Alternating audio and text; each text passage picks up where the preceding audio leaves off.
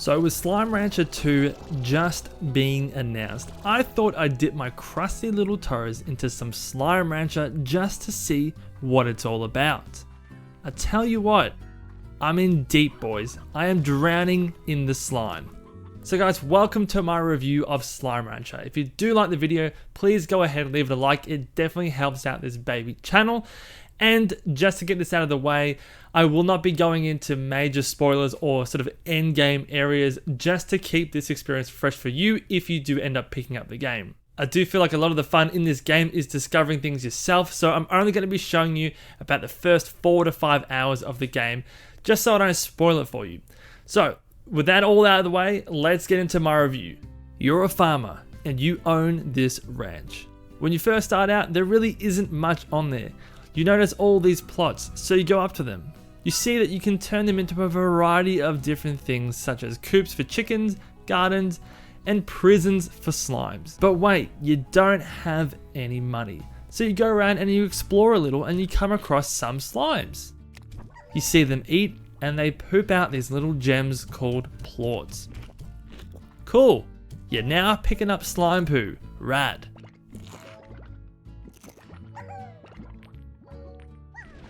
You go back to the ranch and you notice this big board with little pictures of gems on them. And you think to yourself, hey, I've got one of those. You take this little gem and you put it in the big machine and your money starts to go up. Bam, you've just wandered into one of the main gameplay loops. Now you know in order to get money, you need to feed the slimes and you need to pick up their shit. But how annoying is it that you always have to leave your ranch to go out and get slimes now?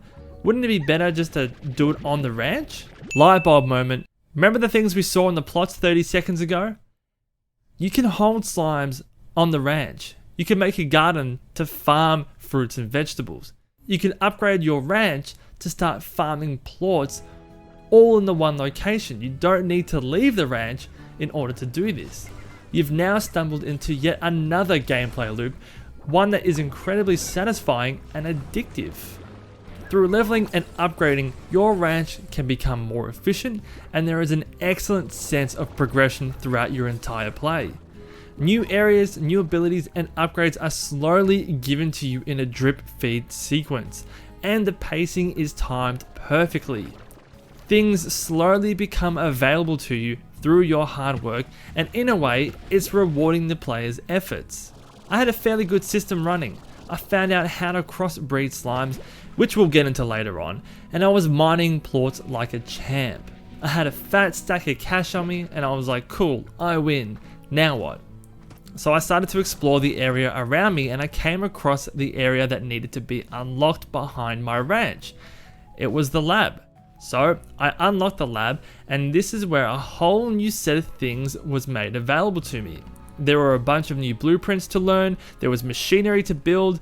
It's moments like these in the game where its pacing truly shines. You think you've figured it out in the game, you think you've done everything, only for the game to completely change the gameplay loop and give you a whole new system to learn. When you get new abilities or things to do, you truly appreciate how far you're progressing in the game. Things only become available to you when you're ready. So when you unlock new things, it's kind of like a reward. The game's saying, hey, you're doing great, here's some extra things to do because you're ready for it. There is no pressure in the game and you can go at your own pace. However, leveling up your farm will lead to some of the most efficient farming of your life and will fast track you to new areas and new things to do. Now, I'm not going to get too much into the upgrading for spoiler reasons as I said before. However, be aware that upgrading is a big part of the game and it is done so well. You can upgrade yourself with things like increased health, stamina, jetpacks and abilities for your gun. You can also upgrade your farm or your ranch. For an example, I have an auto feeder. When you start out, you could only feed your slimes manually by hand, and only if you were at the ranch. With this feeder, I can load up the container with one food type, set a speed setting, and all these slimes will be fed all around the clock, pending there's actually food in the feeder. I can go off, I can do other things, and be safe in the knowledge that my slimes are being fed without me being there. It just makes my farming a little more efficient. But wait, you may be asking, won't there be a bunch of plorts on the ground then? Another great upgrade is the plort collector. It automatically vacuums up any plorts within these holding cells and stores them on the side. Really good if you're an idiot like me who has put some of the most dangerous combinations together and you almost die going into these cages trying to get the plorts.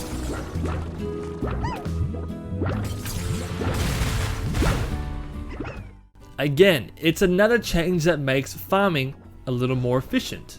Now you may be looking at the slimes that I have in my cages and you might be seeing the variety of slimes available to you, and you might be wondering what slimes to put in your cells or which ones to pick to get the highest yield back. Why should you care about what slime combinations to put in? Well, there's a working economy in this game.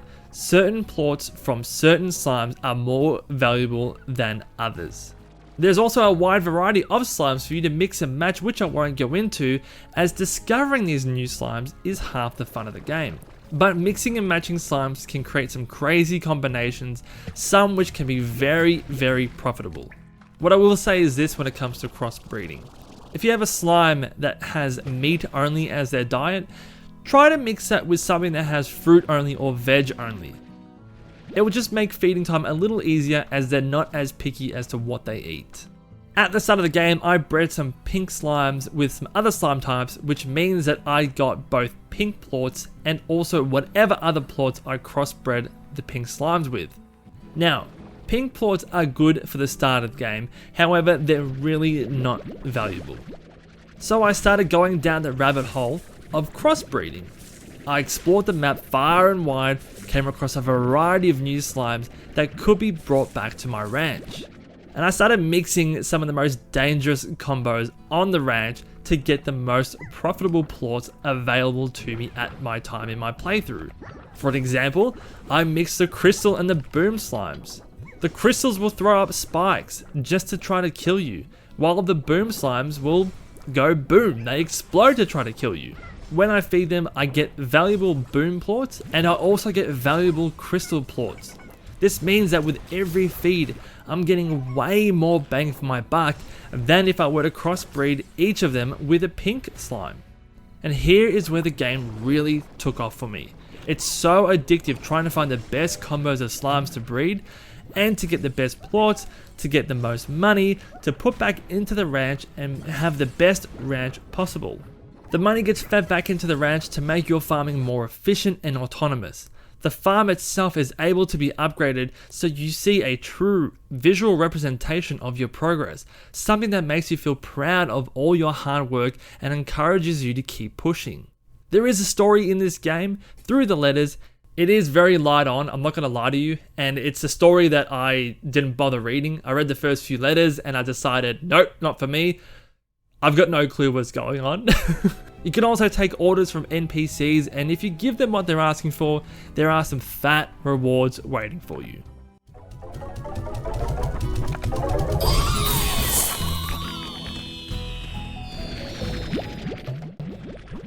There are also incentives to explore this map because with each new open area, there is a potential for new slimes to discover. This means that there are new slime combinations, new slime behaviors, new plorts to sell in the market, new items to then buy and upgrade. So with each new area comes a wealth of possibilities and options. This is what's going to drive you to explore this map. The map is also fantastic as well. There's very distinct areas that you can discover and you can explore, and the whole game just looks phenomenal. But how do you explore the map? It's not as simple as just walking around finding new areas. A lot of these new areas are actually locked off and you need to find a keys. You need to find these big boys around the map and feed them with whatever they want, and if you feed them enough, they're gonna pop and give you a key most likely. Not all of them do, but most do.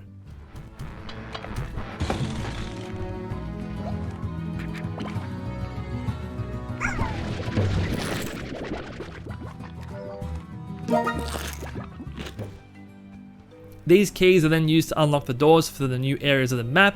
However, be careful. I found that the higher you go up in the map, the more dangerous the slimes become. Now there is so much more to this game that I haven't touched on, as I feel it may ruin the experience if spoiled.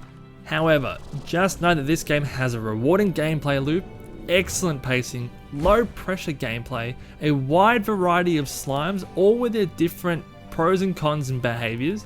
It has creative combinations, a large map, and a great sense of progression. Slime Rancher is definitely a game that you need to pick up and play even in 2021.